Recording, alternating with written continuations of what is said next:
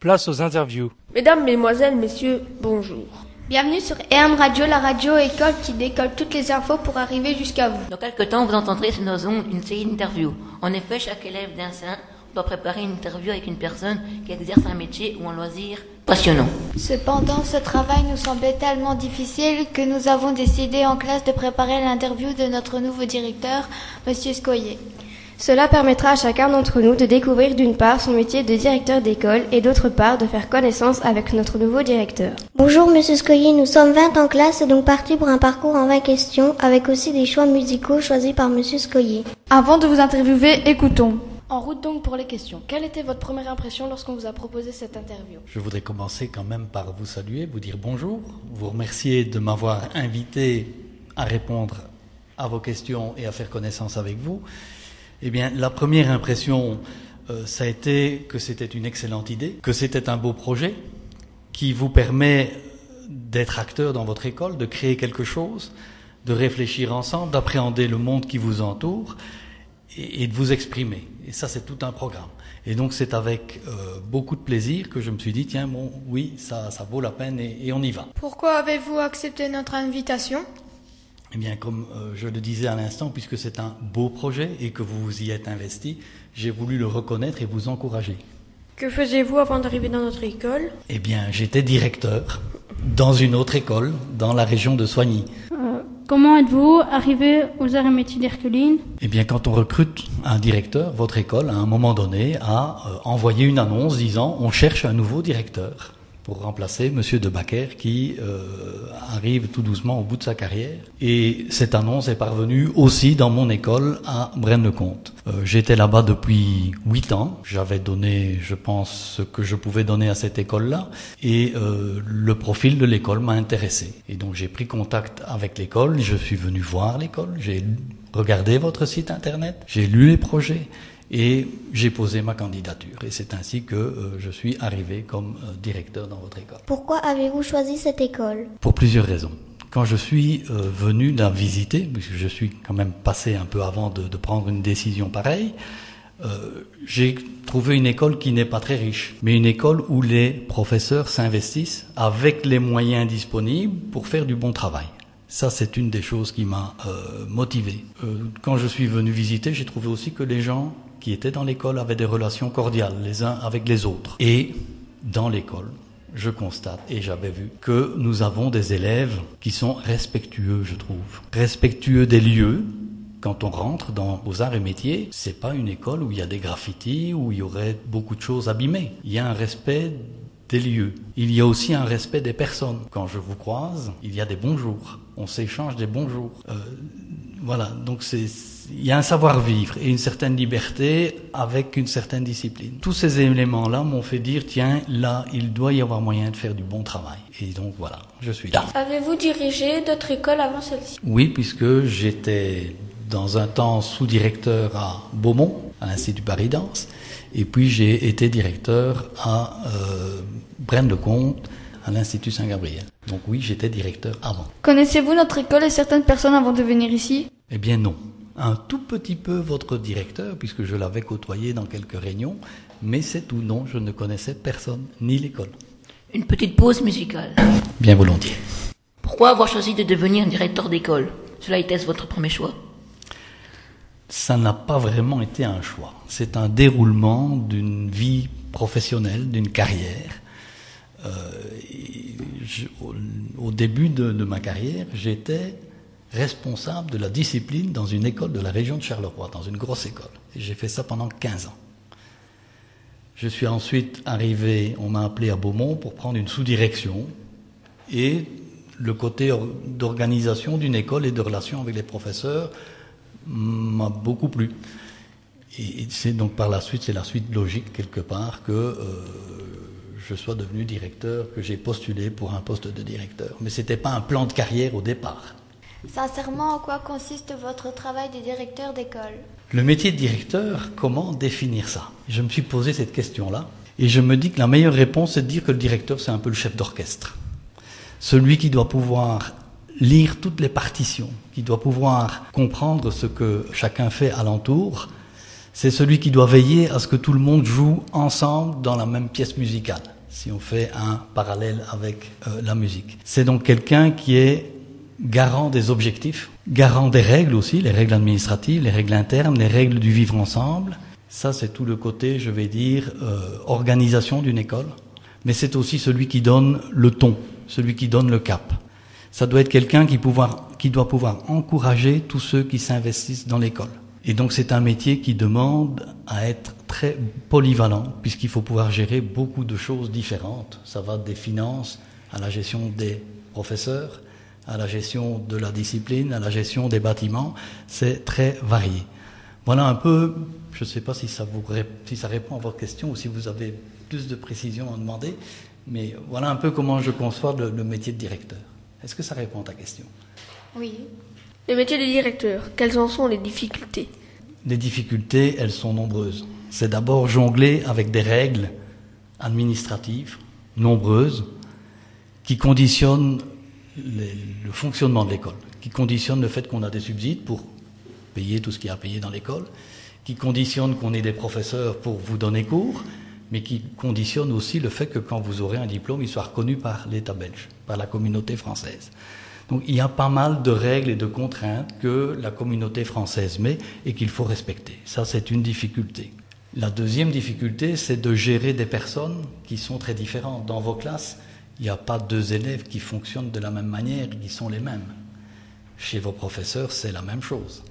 Chacun a ses motivations, sa vie personnelle, ses conceptions d'une relation avec les élèves et de la pédagogie. Et il faut que tout ça fonctionne ensemble. C'est une deuxième difficulté. Et donc, il faut pouvoir travailler avec autant avec des personnes différentes, quel que soit le feeling, quelle que soit la relation facile ou moins facile qu'on a avec. Voilà, c'est un peu les difficultés qu'on peut rencontrer dans ce métier-là. On parle des difficultés, mais y a-t-il des avantages, lesquels? Certainement. Le premier avantage, je pense, c'est de pouvoir se dire qu'on a un poids sur les choses. Un poids limité, parce qu'on ne contrôle pas tout, loin de là. Mais de pouvoir se dire que on est pour quelque chose dans ce qui fonctionne bien, et parfois aussi dans ce qui fonctionne mal. La deuxième chose qui est relativement agréable, c'est de pouvoir organiser ses priorités et gérer son temps soi-même. Donc il n'y a pas quelqu'un qui vient dire « Monsieur le directeur, ce matin, vous faites d'abord ça ». C'est le directeur qui, en fonction de tout ce qu'il y a dans l'agenda, se dit « Tiens, mais ça, c'est plus prioritaire, je le fais d'abord. Ça, j'aime pas, je le fais quand même. Ça, je le ferai au soir. » Voilà, une liberté d'organisation. Troisième chose, être en relation avec d'autres. Il y a les relations au sein de l'école, mais un directeur, il va aussi à l'extérieur. Il rencontre les directeurs d'autres écoles, il rencontre des responsables de l'organisation de l'enseignement, et ça permet un peu de comprendre les enjeux qui se jouent pour l'enseignement. Et une des dernières choses, mais on ne travaille pas pour ça, c'est d'être reconnu parfois pour ce qu'on fait ou pour ce qu'on est. Mais ça, je pense que c'est valable pour vous dans votre vie et pour vos professeurs de la même manière. Petite pause musicale. Aimez-vous votre métier? Pour quelle raison? Ce serait dommage de ne pas aimer le métier que l'on fait, parce qu'on y passe beaucoup de temps. Donc pour moi, c'est important de pouvoir s'épanouir dans son métier. Et effectivement, dans ce que je vis maintenant comme directeur aux arts et métiers, je pense que c'est un bon endroit, un bon travail. Et donc, je suis heureux de m'y appliquer. Qui vous a donné l'envie de faire ce métier? Mais comme je l'ai expliqué dans une question précédente, ça n'a pas vraiment été une envie. C'est plutôt venu dans l'évolution d'une carrière où il est apparu que, au fur et à mesure qu'on acquiert des compétences, c'est gai de pouvoir les mettre en pratique et de pouvoir peser sur les choses, organiser des choses. Quelles sont les études que vous avez réalisées pour devenir directeur d'école? En combien d'années d'études? Alors, il n'y a pas d'études pour être directeur d'école. Un directeur d'école, c'est quelqu'un qui était professeur au degré supérieur. C'est une condition. Normalement, c'est un licencié. Et puis, il y a une formation complémentaire de 200 ou 300 heures, je ne sais plus, qui permet d'acquérir des spécificités pour le métier. Mais au départ, un directeur d'école, c'est toujours un professeur qui a fait un petit complément pour apprendre à gérer les différentes fonctionnalités d'une école, des finances à la pédagogie en passant par l'administration. Merci. À notre âge, quelle école secondaire avez-vous fréquenté? En gardez-vous un bon souvenir?